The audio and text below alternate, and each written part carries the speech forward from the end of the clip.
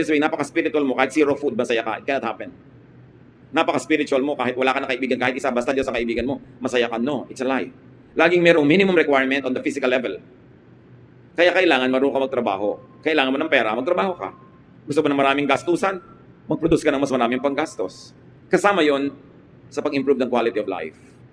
Kaya makikita nyo sa mga developed countries, sa mga rich economies, mas mataas sobra ang quality of life ng mga tao. Public life.